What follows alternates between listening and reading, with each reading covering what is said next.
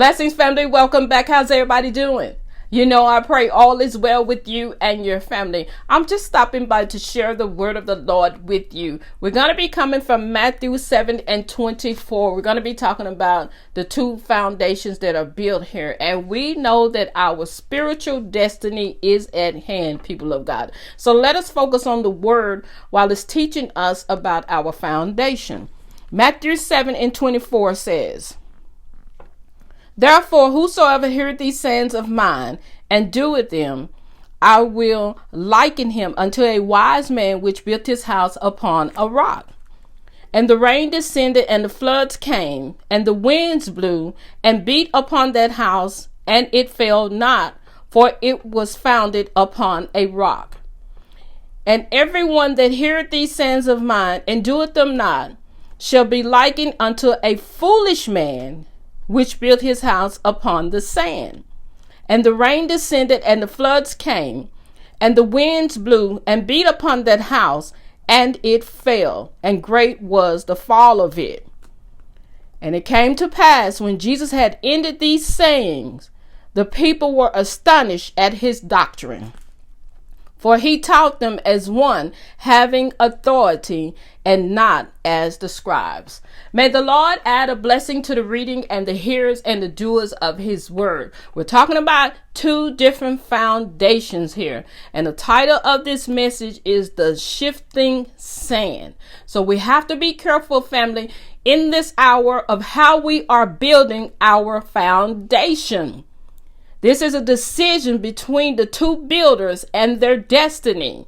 We know that one built his house upon a rock. We know that rock is Christ, family.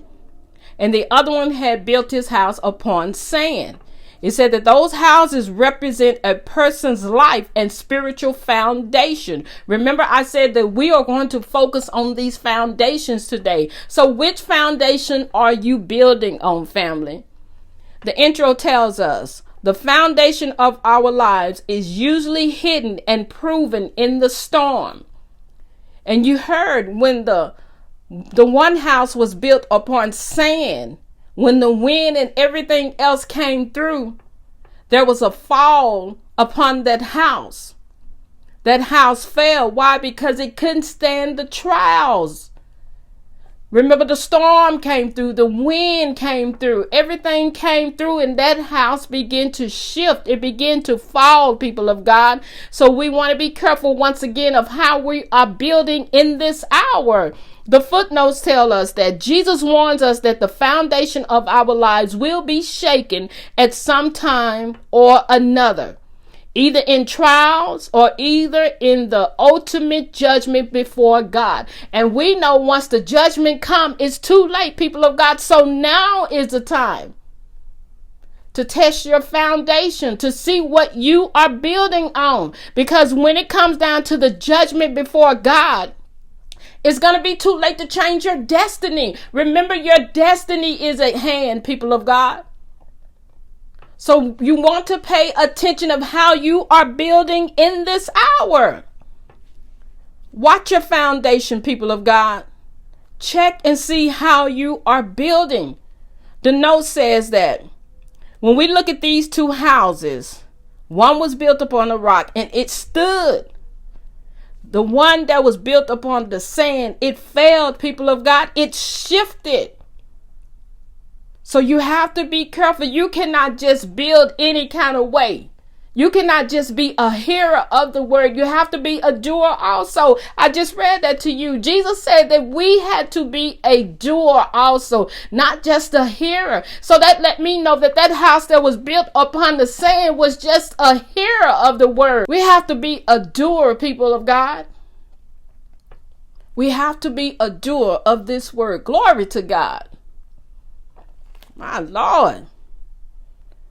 Proverbs 10 and 25 says, "As the whirlwind passeth, so is the wicked no more, but the righteous is an everlasting foundation." Remember the house that was built upon the rock, the house that was built upon Christ. That's a solid foundation, people of God. When you're building on sand, you're not going to be able to stand the test of times. We're going to always be going through something on this spiritual journey. So you have to hear the word and be obedient to what the word is saying, people of God. The word is quick and it's powerful. It's sharper than any two-edged sword. The word is going to keep you. The word is going to sustain you. When trials come, the word is going to sustain you, people of God. You can use the word against every attack that the enemy is trying to bring upon you. But when you don't know the word and you're not being a doer of the word, you're not going to be able to stand. This parable begins to show us that. You won't be able to stand, people of God. So be careful of how you are building today.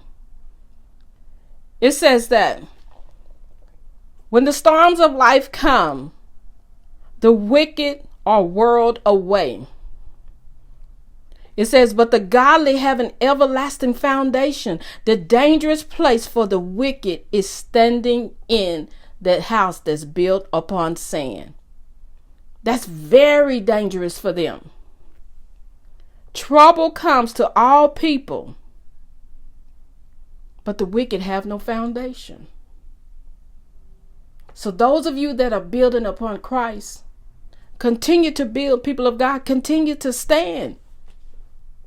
Don't just be a hearer of the word. Be a doer also. James 1:22 says, be ye doers of the word and not hearers only, deceiving your own selves. Don't just listen to the word. Do what the word tells us. That's what the footnotes begin to tell me. Moses began to tell, I think of the tribe of Reuben, that just doing nothing was a sin. You're not fighting. Let me go to Numbers 32:23. It says, but if you fail to keep your word, then you would have sinned against the Lord. And you may be sure that your sin will find you out. It says that during this time, when Moses began to speak to the tribe of Reuben and Gad, they felt like they had fought and suffered enough. They just had wanted to settle where they were. Some of you all have settled. You have to start back fighting, people of God. Moses began to let them know that sometimes doing nothing was considered a sin against the Lord. It says that they were neglecting their duties to fight. Don't neglect your duties to fight, people of God. Continue to fight. Continue to fight the good fight of faith. Continue to hold on. Once again, we know the enemy is going to always come with trials. So you all have to continue to stand. When we go back to verse 26, it says, but anyone who hears my teaching and doesn't obey, it is foolish. It's foolish for us to hear and not obey. You're going to be like that person who built their house upon sand. That sinking sand, that shifting sand, people of God. Don't let your destiny just shift away from you like that. You all continue to hold on and keep building your house upon Christ, no matter what trials you are going through. And don't just be a hearer of the word, be a doer also, family. Continue to hold on. Once again, no matter what is coming your way, we're going to keep building. We're going to keep standing. Stand firm. Let your foundation be firm, family. So once again, I encourage you all to continue to hold on and watch how you are building in this hour. The enemy is after our destiny. We already know that. And when we come before the judgment seat of Christ, it's too late. It's going to be too late. So you all be encouraged out there and continue to hold on.